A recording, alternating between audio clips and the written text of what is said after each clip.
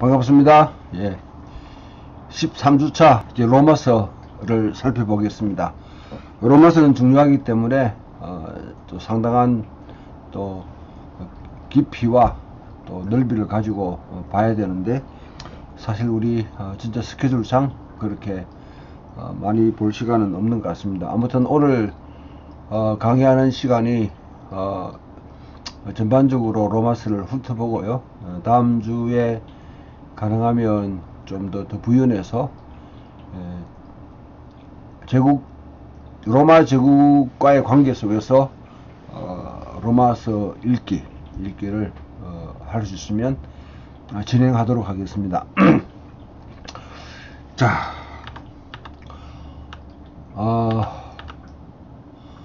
로마서는 하나님과 세상, 또 우리 인간, 이스라엘 다 연결되어 있는 아주 중요한 문헌입니다. 그 문제를 총체적으로 다루고 있기 때문에 사실 그 바울 신학에 있어서 상당히 핵심을 이루고 있고, 또한 중요한 자원이 되는 것입니다.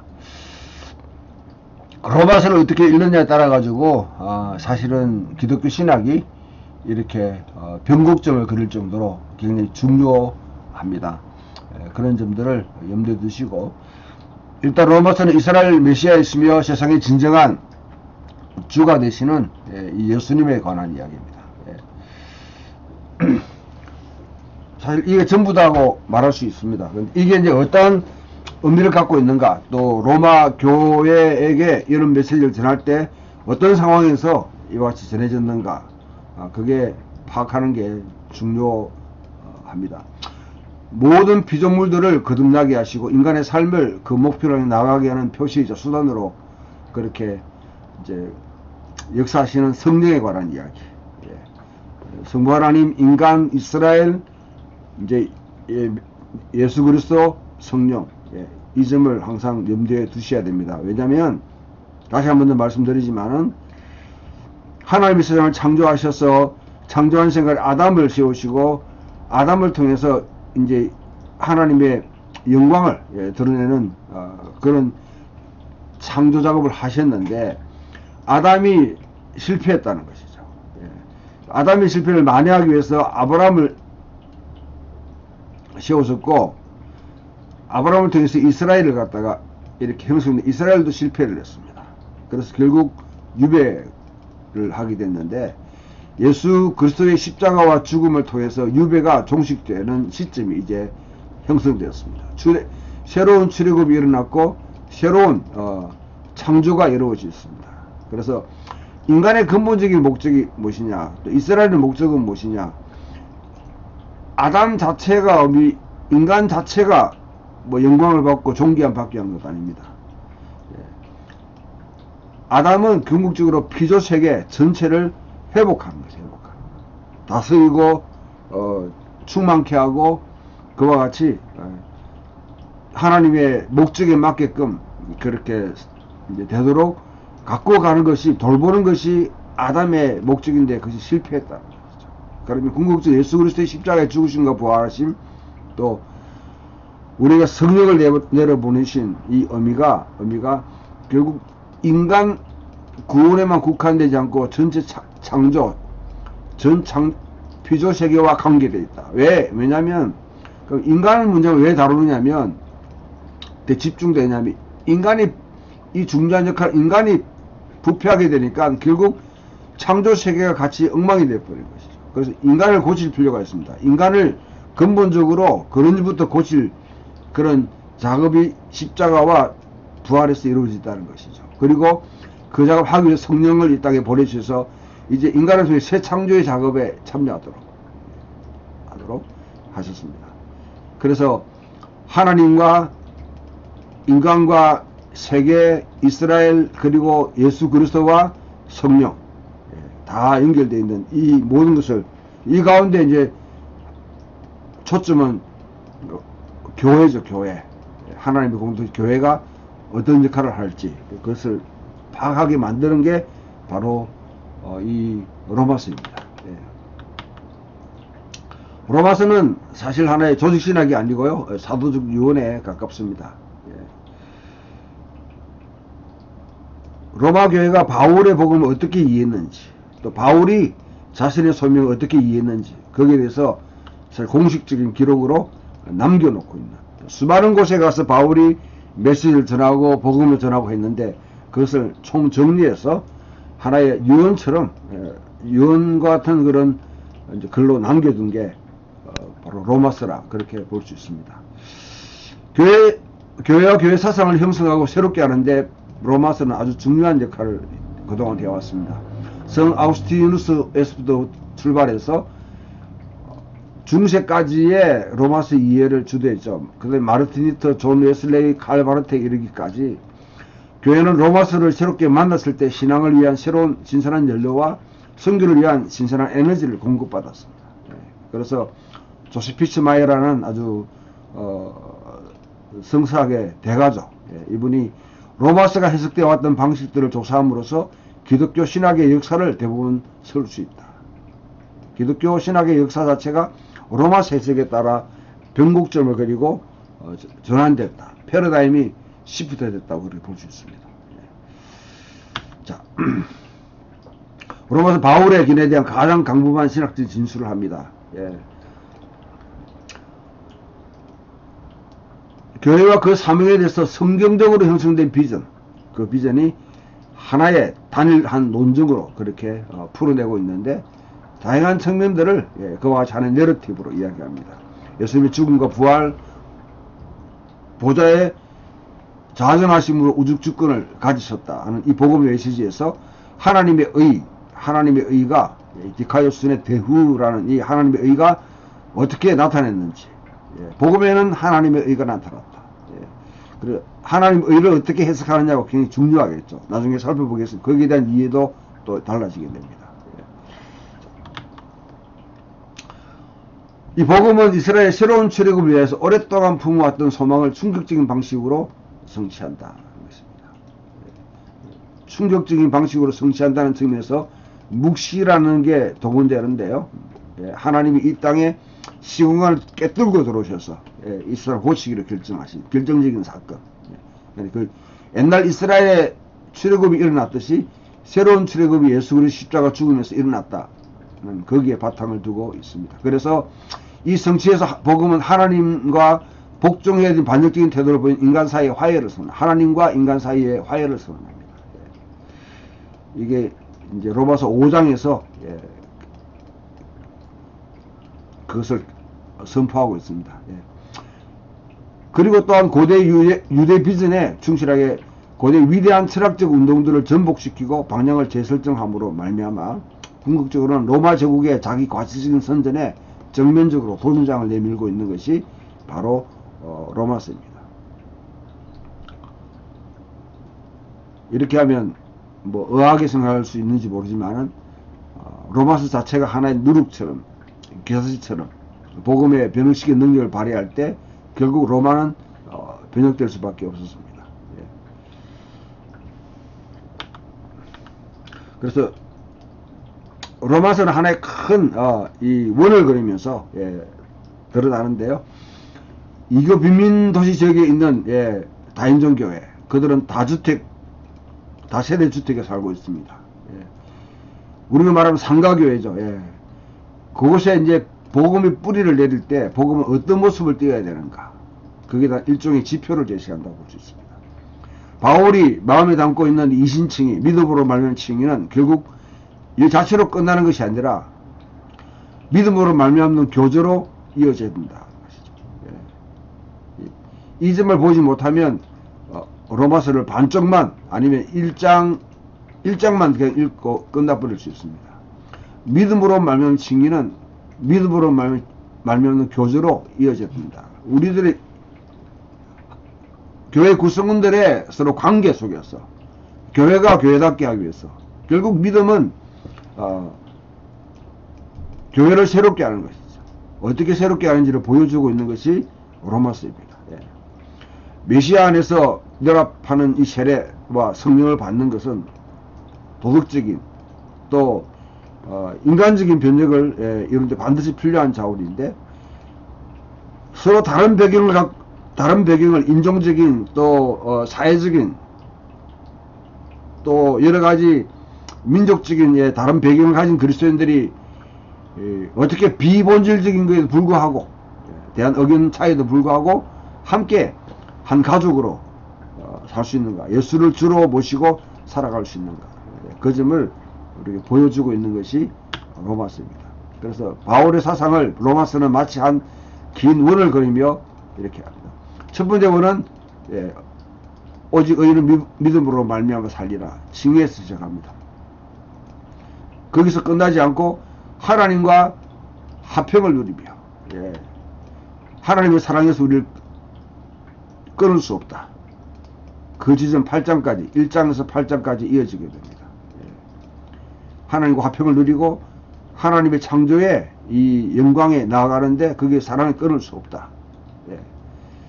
거기서 끝난 것이 아니라 다시 원을 그리면 유대인이나 헬라인이나 차별이 없다는 것이죠. 같은 주가 만주의 주가 되시고 자기를 부르는 모든 자에게 부여하신 분이다 하는 이전까지 여기서 또 끝나는 것이 아니라 이제 공동체가 이루어지는 메시아께서 너희를 영접한 것 같이 너희도 서로 영접하라, 이렇게 원을 그리면서 완성되고 있습니다. 이 점을 볼 수 있으면 대개 개신교 신학들이 이 지점만 그냥 강조해요. 칭의에서 어떻게 하나님이 우리 사랑에서 결코 떼어낼 수 없다. 그래서 이제 칭의, 중생, 그 다음에 이 성화, 견인, 영화 이런 상태로 나가는데 이 뒤에 것을 보지 못하면 로마서를 그냥 부분만 4분의 1조각만 그냥 이해하고 있는 그런 참 어처구니 없는 상황에 빠지는 것입니다. 자, 로마서의 실제적인 목적이 무엇인가를 이해하기 가장 중요합니다. 로마서를 왜 바울이 썼는가? 바울이 때까지는 이제 로마서를 쓰는 당시가 고린도에서 이제 고린도 교회 문제가 다 해결됐습니다. 골치 아픈 고린도 교회 문제가 해결되고 고린도 근처에 있는 갱그리아라는 곳에서 한 3개월 동안 쉬는 기간 동안에 자기 이제 전체 사역을 숙고하면서 앞으로 나가야 될 길을 갖다가 다시 이제 설정하는 그런 중요한 어떤 계기를 마련하게 됩니다. 바울의 어떤 사역의 전환점이 필요하다, 바울이 절대 느꼈을 때, 자, 안디옥 교회를 바탕으로 해서 로마 동방부 사역이 끝났습니다. 이제 안디옥 교회를 바탕으로. 이제는 바울이 이제 이 구원이라는 것이 바로 지금 불가리아까지 이런데 우리 성경에 나타나지 않지만 이까지 복음이 편만하게 다 펴졌다는 것이죠. 그러면 여기 있는 각 교회 이제 이 선교한 선교 교회의 대표들을 모으고 그들이 헌금했던 모금을 모아가지고 이제 예루살렘에 올라가서 거기서 예루살렘 교회에게 이렇게 이제 이방인 교회가 거두었던 열매를 드리고 하면 되면 복음에 이제 예루살렘 사도들이 선포했던 유대적인 복음과 바울이 선포했던 이방인의 복음이 지금 뭐냐면 서로 일치를 이루고 서로 합의를 이제 하나 됐다는 것을 축하하는 자리가 되는 것이죠.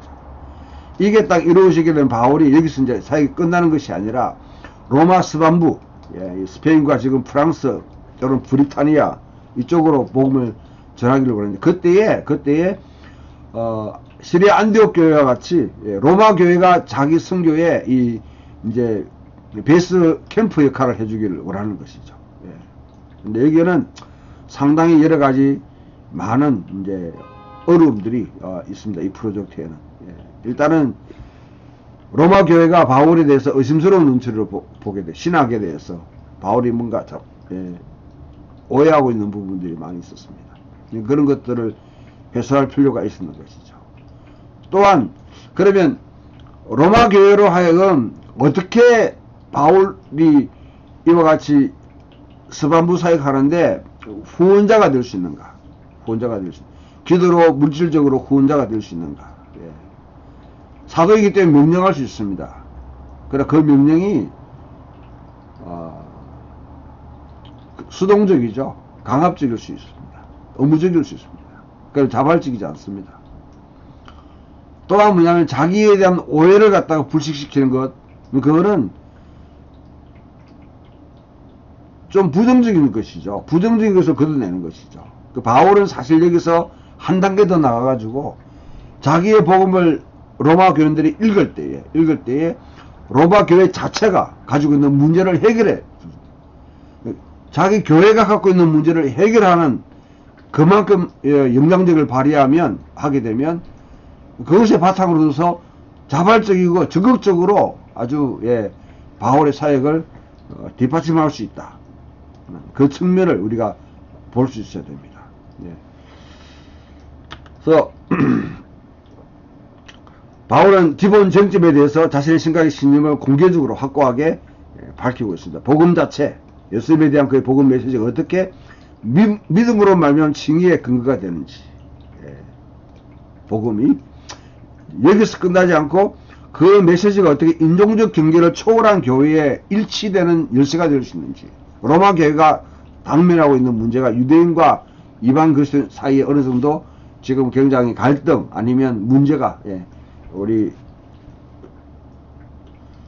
15장의 강한 자와 약한 자, 강한 자와 약한 자, 이 사이 이런 문제가 지금 이루어집니다. 그리고 실천적인 거룩함을 어떻게 이방인 사회에서 기독교 교회가 교회다운 모습, 그것을 보여주고 줄 수 있는지, 또한 어떻게 이스라엘에서 하나님이 세대를 거쳐서 수행해왔던 오래된 계획이 역설적으로 성취되는지, 여기서 하나의 뒤틀기가 일어나게 됩니다. 본래 이런 유대 사회에서는, 유대 사상에는 이스라엘의 주께 회복하고 그 다음에 이방인이 쫓아 이렇게 따라오게 되어 있는데, 모든 여러분 구약의 메시지들을 예언자들이 그렇게 생각했는데 바울의 사역을 통해서 이게 뒤틀기가 일어납니다. 이방인들이 먼저 복음을 받아들이고 그리스도의 풍요함을 누리는 걸 보고 이스라엘이 시기해서 하나님께 돌아오는 이 역설이 어떻게 이제 역설적인 측면을 바울이 9장에서 11장에 설명하고, 이제 마지막 12장부터 15장까지는 이렇게 시작된 인간의 새로운 방식이 실제 공동체에서 어떻게 작동해야 하는지, 바울의 복음을 듣고 로마 공동체가 진짜 하나님의 복음으로 형성되어서 복음이 본래 제시하는 진정한 인간, 진정한 이스라엘로 이 땅에 하나님 나라를 이루어가는 그 작업을 할 수 있는지, 이 5가지가 아주 중요한 키가 됩니다. 그리고 바울은 이제 자신의 마음을 솔직하게 드러냄으로 인해서 로마인들이 자신의 이게 열려있는 태도를 가지게 만들고, 또한 궁극적으로 성교에 필요하게 실질적인 후원과 기도를 그렇게 해주기를 바라는 마음에서 로마서를 썼습니다. 바울이 로마서에서 사도적 수고를 통해 성취하려고 했던 것은 무엇이냐? 바울은 자신의 소명이 과연 무엇이라고 했는지에 대해 하나의 비전을 제시해주고 있는데요. 바울은 이윤을 급히 챙기고 돌아다니는 시닉 필라스퍼들처럼, 견고학 철학자들처럼 그렇게 행동하지 않았습니다. 이것을 바울이 가장 경계했던 하나의 모습이고요. 이렇게 오해되지 않도록 하기 위해서 실질적으로 일을 하면서 수고하고 그 땀의 열매로 자기가 후원에 의존하지 않고 자기의 노동으로 사역을 했습니다. 그 다음에 새로운 종교의 길을 찾는 이방인들에게 일종의 메시아 신앙이라는 아류, 유대교 선택지를 제시해서 팔려고 하는 그런 종교를 상품화시키는 그런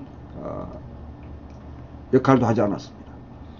무엇보다 세 번째, 로마 신들과 이신들로 가득 찬 판테온에 이미 가득 붐비고 있는데 거기다 또 하나의 신을 추가하려고 시도하지도 않았습니다. 바울이 하려고 했던 것은 매우 유대적인 소명입니다. 이스라엘의 성경에 뿌리를 내리고 있습니다. 이스라엘의 하나님의 약속과 목적이 예수 그리스도 안에서 성취되었다. 그것을 널리 선포하는 것입니다. 그래서 흑암의 세력을 이겨내고 우상숭배, 음행, 의식적으로 불결한 이방인들이 변혁적인 믿음의 순종에 이르게 하는, 그들이 자기 자신을 변혁시키면서 믿음으로 순종하게 하는 것, 믿는 것을 거치는 믿음의 순종, 순종에 이르게 하는 것이 바울 자신의 소명으로 그렇게 깨달았습니다. 이렇게 하기 위해서 이스라엘 성경을 성취함으로 이방인들이 하나님의 긍휼로 말미암아 하나님께 영광을 돌리게 할 수 있다고 보았습니다. 그래서 바울은 이와 같이 이런 내용을 통해서 로마서의 여러 가지 많은 주제들을 우리가 볼 수 있지만은 궁극적으로 딱 하나의 표지로 기치로 만든다면 하나님이 우리에 대한 자기의 사랑을 확증하셨으니 우리가 아직 죄인되었을 때 메시아가 우리를 죽으셨습니다. 여기에 바탕을 두고 이와 같이 로마인들을 설득하는 것입니다. 자, 바울이 로마의 편지를 쓴 목적에 대해서 쭉 살펴볼 때 로마는 이 2세기 중반부터 로마 유대인들 유입되기 시작합니다. 그때가 이제 마카비 통치자들 하스모니아 왕조 때 로마인과 동맹을 맺어서 팔레스타인인들이 로마로 이렇게 유입되었습니다. 그리고 기원전 63년이 아주 또 중요한 분하고인데 폼페이가 팔레스타인을 정복했을 때 수천 명의 노예를 유대인들을 노예로 끌고 로마로 갔습니다. 그때 아마 바울의 선친도 조상도 그때 끌려간 것 같아요. 그런데 나중에 석방돼서 로마 식민을 취득하고 로마 또는 그 주변에 정착하게 되었습니다. 1세기 로마에서 유대 공동체가 활기찬 활동을 했다는 것은 여러 고고학 증거들이 여러 해당과 장례 비문 등등에서 보여주고 있습니다. 그런데 이 로마에 있는 유대인들의 운명은 자 BC 60 넘으면서 가이사르와 아우구스투스 통치 당시에는 좋았습니다. 헤롯이 아주 중요한 역할을 해서 그들에게 로마 종교에 참여하는 데 대해서 강요하지 않고 병력을 면제시켜주고 민족적 간섭을 존중하고 또 특별한 권리를 부여했습니다. 특히 아우구스투스 같은 경우는 디아스포라에 있는 유대인들이 성전세를 로마로 이송하는데 이것을 하나의 이제 성물로 취급해서 이것을 탈취하는 자는 특별 가중법을 치르게 할 정도로, 그리고 거기에 대해서 로마 당국이 철저히 관리할 수 있도록 그런 배려를 해주었습니다. 근데 티베리우스와 칼리큘라 치하에서 이제 문제가 생겼습니다. 이 칼리큘라는 이전까지의 이 로마의 유대인에 대한 정책은 이겁니다. 헤롯을 비롯해서 아주 중요한 역할을 하면서 자 황제를 숭배하지 않고 황제한테 기도하지 않고 황제에게 기도하지 않고 황제를 위해서 기도하는, 그러니까 로마 제국의 그 황제 숭배에 참여하지 않고 하지 않더라도 예루살렘 성전에서 로마 황제를 위한 기도를 하겠습니다. 그럼으로써 자기들 의무가 이제 수행한다고 그렇게 협정을 맺었는데, 칼리큘라는 그것을 무시하고 예루살렘 성전 내에 자기 신상을 채우려고 했어요. 이와 같은 오류를 범했는 것이죠. 근데 칼리큘라는 그것을 시행하던 찰나에 하나님이 치셔서 아주 급사하게 됩니다. 급사. 적대적인 태도를 가지게 됐는데요. 클라우디우스 통치 안에서 아주 중요한 어떤 이슈가 한 개 등장합니다. 클라우디우스는 사도행전 12장에 있는 아그리빠의 아그리빠 아주 절친입니다. 근데 이 클라우디우스 통치 아래서 무슨 문제가 있었냐면 크리스투스라는 사람과 관련해서 유대인 내부에 분쟁이 생겼습니다. 어쩌면 이거는 크리스투스는 뭐냐, 크리스토스 라틴어 표기로 또는 단순한 실수 있고요. 또한 그리스도를 크리스투스라고 불리기도 했습니다. 토스로. 이런 점을 보게 되면 아마 그리스도 때문에, 메시아 때문에 생겨서 메시아가 누군가를 놓고 유대인 내부에 예수를 믿는 신자 그리스도인과 믿지 않는 유대인들 사이에 분쟁이 생겼던 것 같아요. 그 때문에 이 클라우디우스 황제가 모든 유대인들은 로마에서 추방 명령을 내려버립니다. 그게 AD 49년이죠. 49년. 자,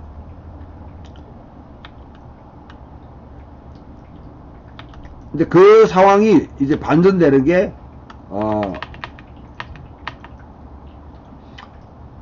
네로가 이제 등극하면서 이 클라우디우스 황제의 뭐냐면 이 칙령을 취소시킵니다.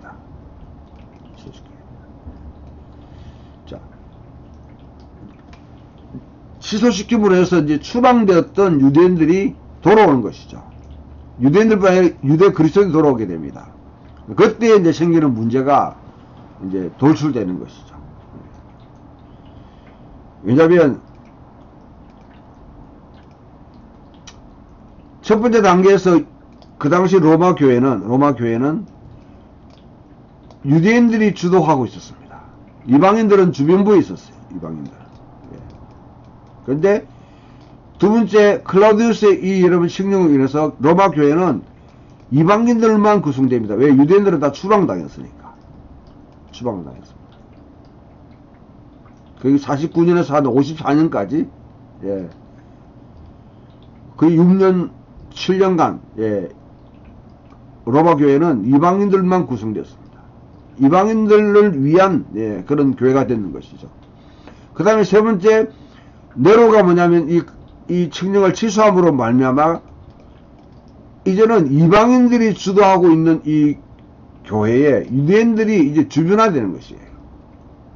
자, 이방인들 주도하고 이방인들 관습대로 그렇게 예수를 믿는다 하는 게 유대인들이 들어온 건 뭐 차이가 있느냐, 그 문제를 다루고 있는 것이 사도행전 15장에 소위 말하는 예루살렘 공의가 다루는 것이죠.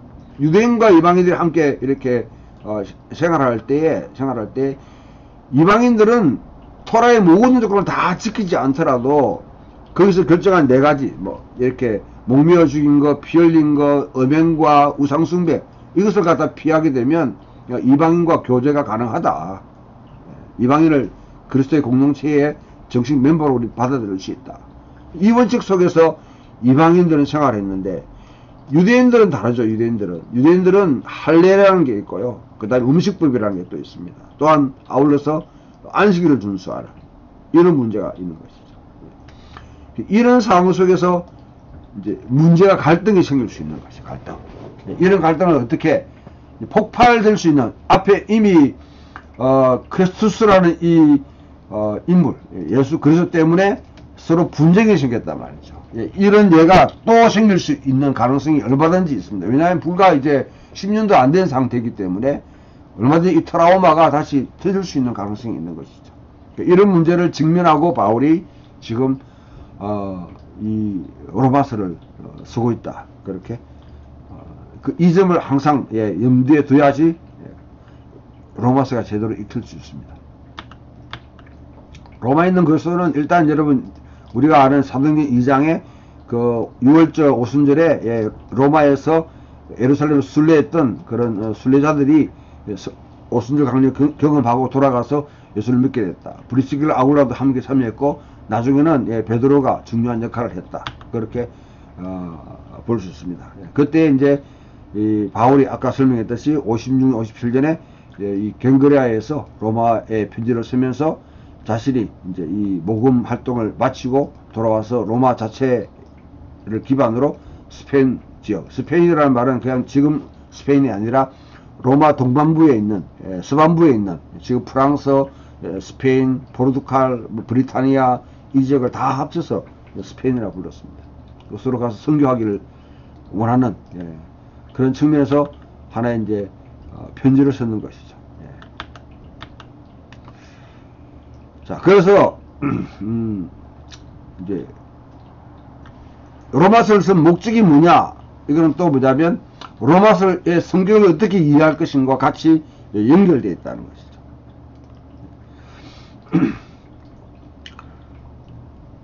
바울이 자신의 어떤 마지막 유언으로 얻어서 하나의 어떤 문학적 이정표와 기념비를 남겨서 편지를 써서 기록에 남길 가능성이 항상 있습니다. 그래서 멜랑기톤 같은 경우는 기독교 교리의 기요스다. 이게 종교개혁까지 하나의 어떤 그런 때에 종교개혁 이후로부터 거의 뭐 20세기 지금까지 그렇게 생각하는 많은 사람들이 있습니다. 근본주의적으로 성경을 읽는 사람들도 로마서를 기독교 교리의 기요스로 그렇게 이해합니다. 여기서 이렇게 이해하든 그러나 로마서를 기독교 교리의 완전한 기요스로 보기는 좀 힘듭니다. 좀 더 자세히 다룰 수 있겠습니다만은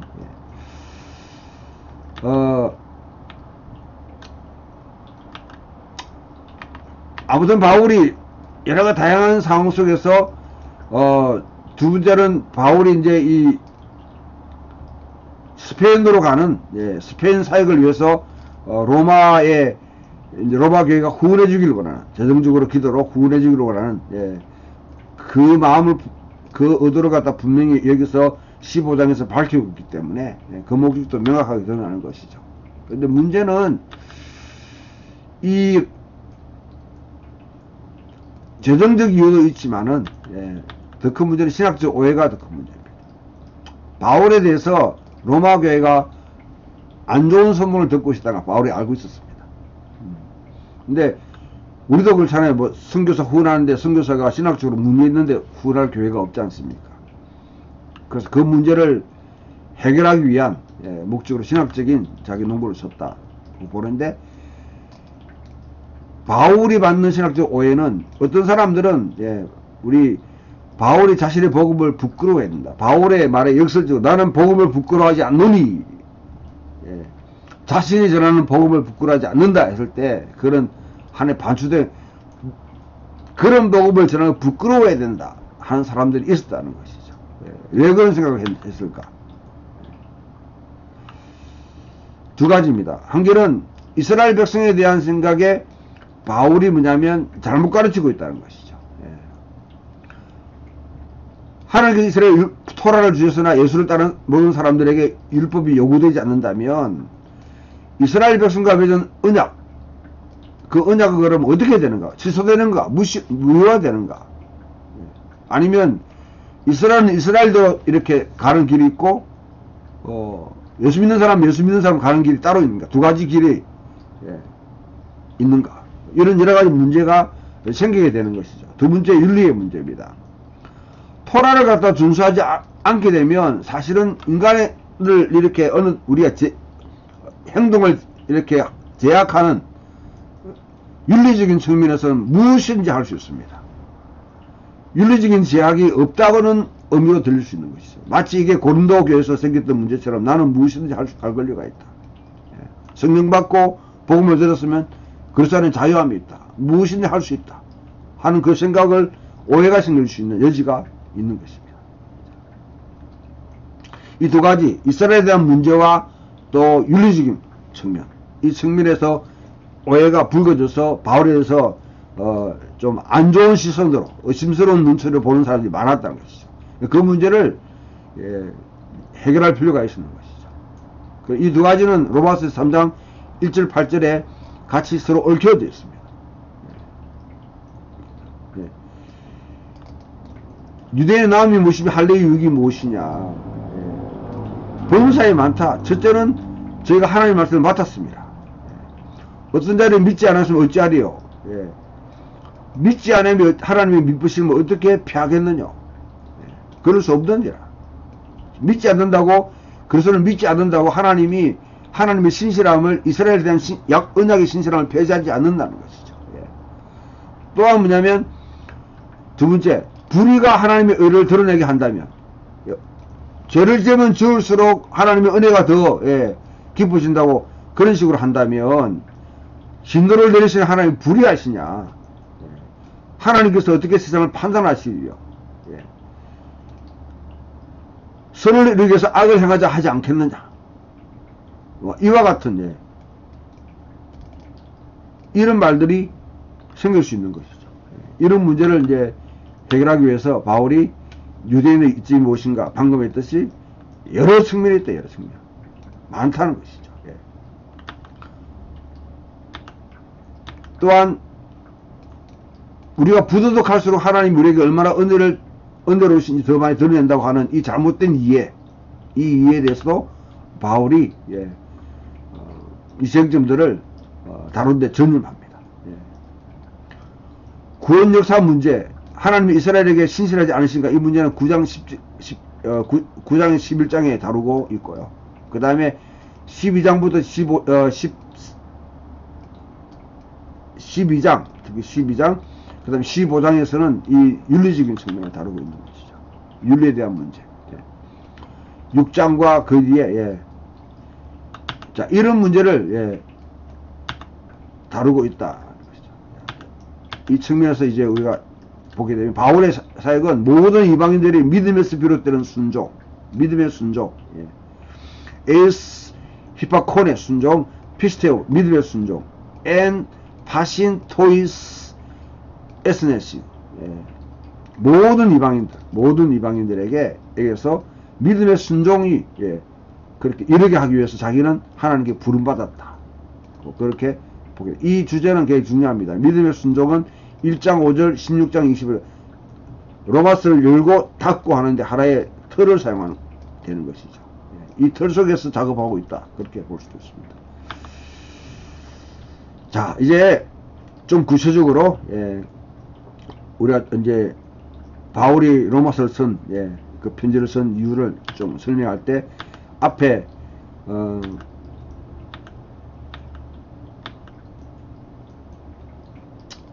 로마서의 특정한 상황적 특수성을 우리 감안해야 됩니다. 이 편지의 목적을 결정해 두 가지 중요한 선택지가 제시됐는데요. 바울 자신의 상황과 사역에 비추어 볼 때 특정한 상황에서 서해졌는가, 아니면 로마 가정교회 내부에 발생했던 어떤 특별한 내부 문제, 특정한 상황 때문에 이 편지가 서해졌는가, 바울 자신의 문제인가, 문제로 인해서 편지를 썼는가, 아니면 로마 교회 내부 문제를 해결하여 썼는가, 이 두 가지를 우리가 이제 선택을 해야 되는데, 한편으로 바울은 자기가 수행하려고 했던 이 후원을 받기 위해서, 그래서 눅티모시 존스는 본질적으로 로마서는 기금 마련하는 편지다, 이렇게 이제 간주합니다. 그러나 단순히 자금을 모으기 위해서 이렇게 정교하고 긴 편지를 쓸 필요가 있었느냐. 오네시모라는 한 여러분 노예의 문제를 다루기 위해서 한 편의 이런 편지, 한 장의 편지, 빌려본서를 써도 충분히 그 문제를 이렇게 해결할 수 있었습니다. 근데 기금말을 위해 가지고 이 16장 되는 이런 편지를, 이렇게 긴 편지를 쓸 필요가 있었는가? 여기에는 답을 하기엔 좀 궁색한 것이죠. 그 바울의 바울이 자신이 지금 뭐냐면 스페인으로 향해서 나가려고 하는 이런 선교 계획은 단순히 바울의 그 의지를 넘어서 하나님의 전체 프로젝트에 자신의 비전이 역동적으로 연결되어 있다 하는 것을 보여줄 필요가 있는 것이죠. 그래서 특히 여러분 이 로마서 후반부는 바울 자신의 상황을 넘어서는, 단지 후원을 받기 위한 것을 넘어서는 그런 측면이 있기 때문에 설명이 요구됩니다. 로마 교회 자체 내의 상황과 민감한 부분을 다룰 수밖에 없음을 시사하고 있습니다. 가령 여러분 로 13장에 황제에게 이렇게 복종하라 하는 이 내용들이 왜 썼을까? 이런 문제가 단지 후원헌금을 받기 위한 문제라고 그러면, 아니 시각적인 문제를 해결하기 위한 것이라면 그 자체로는 설명이 안 되는 것이죠. 그래서 앞에 말했듯이 유대인이 추방당한 이 사건이 이제 가지고 오는 하나의 어떤 문제, 그 문제를 바울이 지금 다룰 필요가 있었다는 것이죠. 그래서 클라우드 형제가 죽고 네로가 황제돼서 그 책임이 취소되고 많은 유대인들을 포함한 유대인들이 로마로 복귀했을 때 이방인 동료 신자들이 가정교회를 이제 장악했다, 인도했다, 그렇게 했을 때 유대 그리스도인이 소속되거나 참여되는 것을 더 어렵게 만들 수 있는 정책들, 특히 음식법, 할례, 이런 것들이 이미 시행되어 왔음을 발견했을 때 어떻게 하느냐. 바울은 강한 자와 약한 자, 강한 자가 이방인 신자들이고 약한 자가 유대 그리스도인들 사이에 화해가 효력을 발휘하기 위해서 로마서를 썼다, 이렇게 볼 수 있습니다. 1차적으로. 자, 그래도 문제가 좀 있습니다. 바울은 유대 그리스도인들의 추방과 귀환에 대해서 결코 언급하지 않습니다. 이 쟁점을 구체적으로 언급하지 않으려고 바울이 어쩌면 세심하게 왜냐하면 트라우마를 갖다가 다시 불러일으키기 때문에, 어떤 분쟁에 관한 어떤 그런 아주 서디선 상처를 입었는데 그것을 다시 끄집어내는 것은 힘든 것이죠. 두 번째, 강한 자가 이방인 그리스도인이고 약한 자가 유대 그리스도인이라고 자동적으로 이렇게 가정하시는 곤란하다는 것이죠. 바울 자신은 항상 자기가 유대 그리스도인으로서 강한 자로 얘기해왔습니다. 이방인 신자들은 누구였는가? 이미 하나님의 경외자들 아니면 개종자들입니다. 토라를 준수한 종교적 이력을 갖고 있습니다.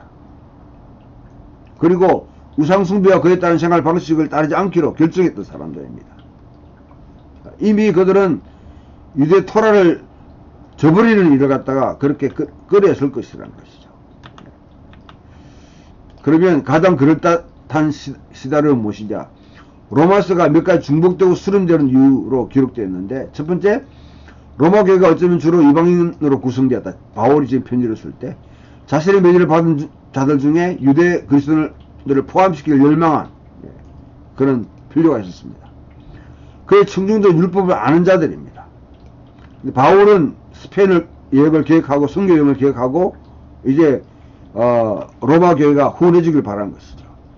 먼저 지금 첫 번째 모금한 연부를 가지고 예루살렘을 가는데 이 문제를 위해서 로마 교회가 기도해달라고 기도 부탁을 합니다. 그래서 이 상황은 두 가지, 자신의 복음을 자세하게 설명함으로써 로마 교회를 설득하려고 하는, 그래서 자신이 뭐 복음이 잘못됐다든지 자기의 복음이 흠결에 있어서 윤리적인 그와 같이 방중을 낳게 하는 것이 아니다.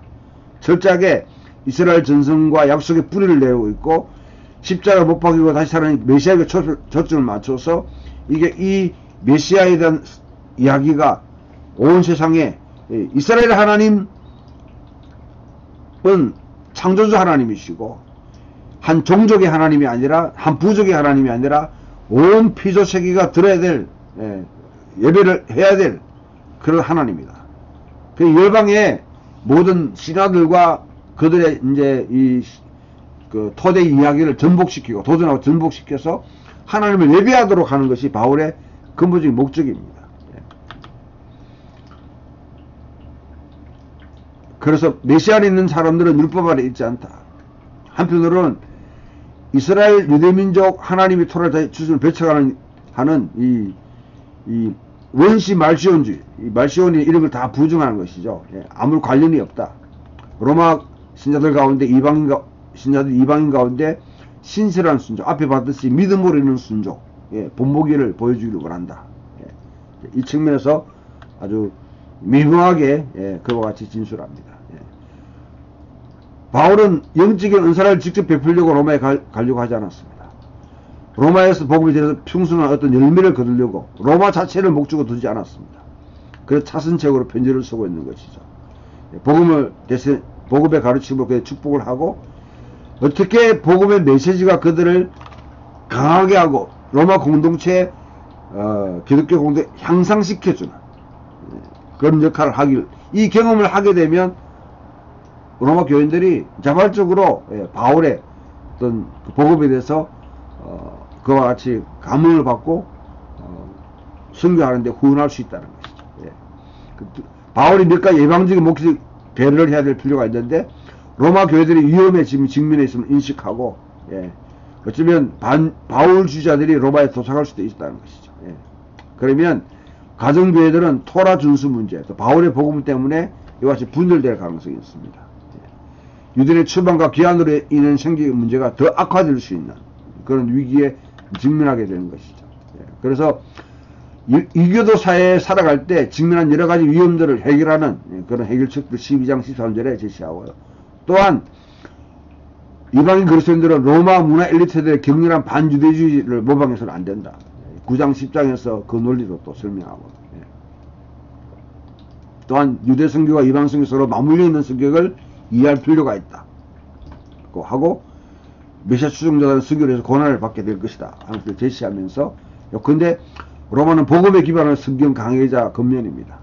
그래서 성교신학, 기독교주의의 목회적 배려, 그리고 기국에 넘치는 수사가 융합되는 하나의 걸작품인데, 이제 몇 가지 요소로 의도로 기획되었다고 볼 수 있습니다. 첫 번째, 초기 로마 기독교를 구성하고 있는 여러 분파들을 바울의 복음으로 설득하려고 하는 것입니다. 사실 단지 해명하는 것이 아니라 이게 진정한 복음이다. 그다음 스페인에서 수행해야 자신의 선교의 실질적인 지원을 얻기 위한 아주 실질적인 목적이죠. 뿐만이 아니라 세 번째, 자신이 적극적으로 이행해야 할 예루살렘 방문에 로마 교회가 도와주기로 하는, 기도해 주기로 하고 지원해 주기로 하는. 왜냐하면 바울은 예루살렘 당시가 상당히 지금 이제 열심당원들의 운동이 막 덜 끌어오르기 시작하는 그런 상황입니다. 바울이 올라갔을 때 어떤 문제가 어떤 일을 당할지 알 수 없는 그런 상황입니다. 예. 그래서 바울이 유대에 불순종하는 자들의 손에서 우리를 건진받기를 원한다. 그렇죠? 이런 게 이제 로마 제국과의 관계 속에서 바울이 이제 어떤 스탠스를 취하는가 그런 문제와 관계되어 있는데, 아무튼 예루살렘에 갔을 때 이 열심당원 같이 사실은 사도행전 보게 되면 그들의 문제에 이제 덫에 걸리게 되는데요. 그런 문제를 피하기 위해서 도와주기로 하는, 기도도 필요하지만 실제 여러 가지 관계를 통해서 바울의 오해를 불식시키는 역할을 로마 교회가 할 수 있다고 보는 것이죠. 로마에 있는 유대 그리스도인과 이방인 그리스도인들을 더 가깝게 친밀하게 만들기 위해서, 무엇보다도 로마 문화에는 여러 가지 위험이 있는데 그들의 믿음을 강화하기 위해서, 이런 측면에서 이제 신학적 깊이와 힘을 그와 같이 대해서 바울이 표지를 선다, 이렇게 볼 수 있습니다. 요는 이겁니다. 단지 재정 후원을 받기, 아니면 단지 자기 신학적 오해나 여러 가지 어떤 복음에 대한 오해 때문에 그것을 불식시키기 위해서 쓰는 것이 아니라, 바울이 자신의 복음을 섬으로 인해 가지고 로마 교회가 이런 자신에 대한 오해도 불식시킬 뿐 아니라 로마 교회 자체가 문제들이 해결되고 또 공동체의 소명의식과 또 그들이 살아가는 그리스도의 살아가는 정신 자체가 다시 향상된다면, 강화된다면, 그래서 진짜 로마 상황에 대해서 그리스도의 살아가는 문제가 뚜렷하게 구별되는 동시에 영향력을 발휘하는 것이 된다고 그러면, 로마 교인들이 바울의 복음 이게 그냥 나쁜 게 아니구나, 이게 흠이 있는 게 아니구나, 오해받을 필요가 없구나, 단지 그걸 거치는 것이 아니라 이런 복음을 전하는데 왜 선교하는데 우리가 도와주지 않아야 되겠냐, 도와줘야 되지 않겠냐. 그래서 기도로 후원하고 물질적으로 후원할 수 있다는 것이죠. 바울은 그와 같은 하나의 목적을 두고 쓰고 있습니다. 이게 그 다음 로마서 비전 중심적인 하나님의 의를, 하나님의 의와 한번 더 생각해보면 간략 빨리 지나갑시다. 내가 복음을 부끄러워하지 않으니 이 복음은 모든 믿는 자에게 주신 하나님의 능력이 됨이라. 먼저 유대인에게요, 그 다음에 헬라인에게로다. 복음에는 하나님의 의가 디카이오 순의 더 데오가 나타나는데, 믿음으로 믿음에 이르게 하나니 오직 의는 믿음으로 말며 살리라 한 것과 같으니라 했을 때, 로마서 신학의 핵심은 하나님의 의입니다. 하나님의 의에 대한 이해가 로마서 이해하는 굉장히 중요한데요. 하나의 중심적인 논지를 지금 제시하고 있는 것이죠. 자, 하나님의 의라는 이 표현은 종교개혁 직전 시대에는 하나님의 공의로우심, 하나님은 아주 심판하시고 나쁜 놈을 징계하시는, 하나님의 가지고 있는 이와 같은 공의적인 심판하는 어떤 그런 공의를 갖다가 생각해 왔습니다. 근데 그렇게 생각하게 되면 하나님은 엄밀한 회계사와 같이 나쁜 짓, 잘하는 짓, 이것을 갖다 비교하면서 그냥 사람을 판단하는, 그렇게 되면 몸이 건조한 율법주의를 만들 수 있는 가능성이 많죠. 그게 이제 중세 사회가 이런 신학적인 결핍 때문에 그런 결과를 맞은 것으로 볼 수 있습니다.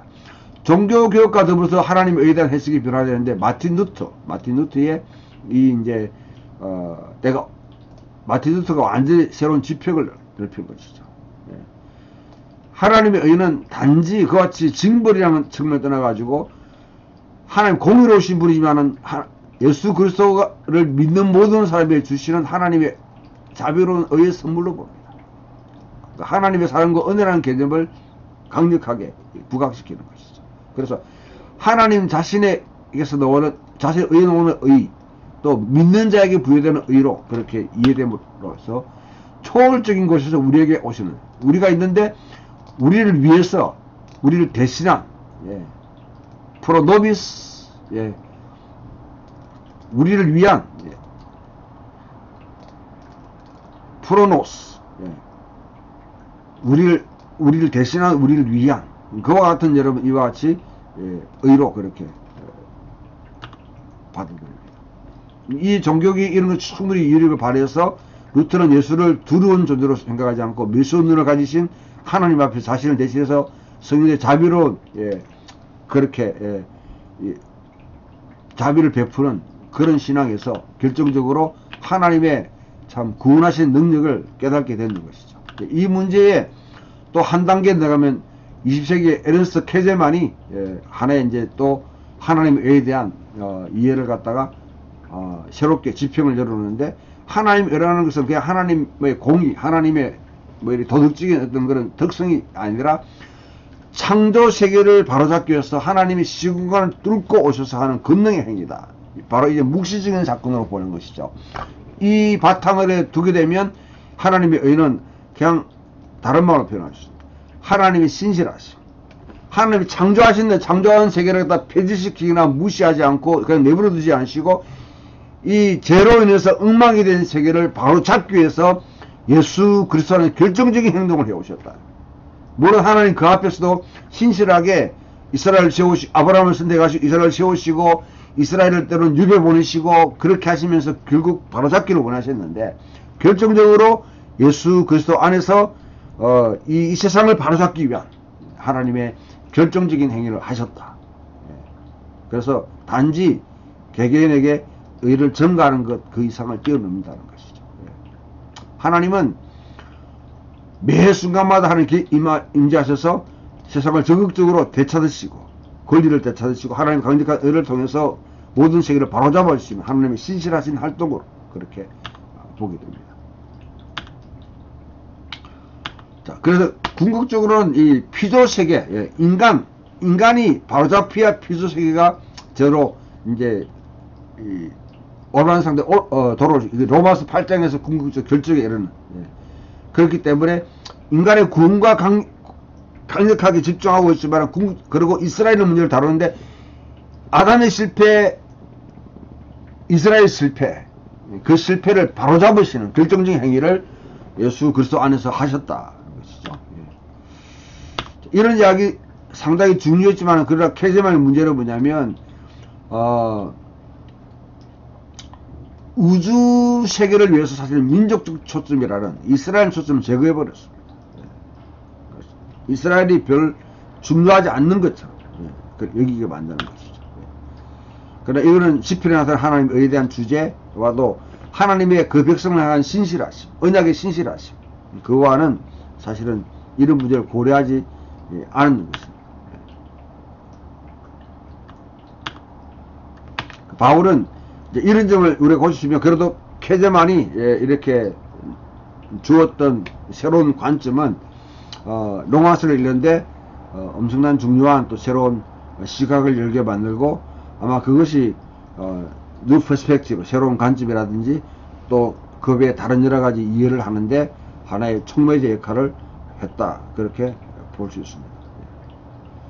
하나님이 예수 그리스도 안에서 시공간을 뚫고 오셔서, 예, 결정적인 행위를 하셨을 때 그 행위도 그냥 자의적인 행위가 아니라 앞에 있는, 예, 아브라함과 모세와 다윗과 그 다음에 하신 그 언약, 그 다음에 예언자들에게 주신 그 약속들을 성취하실 때에 누구도 예기치 못한 방식으로, 누구도 예상하지 못한 방식으로 하나님이 이 땅에 예수의 십자가와 부활을 통해서 결정적인 행위를 하셨다. 그 행위가 복음에 나타났다는 것이죠. 그래서 이 복음을 부끄러워하지 않고 이 복음은 모든 사람에게 구원을 주신 하나님의 능력이다, 그렇게 바울은 선포하고 있습니다.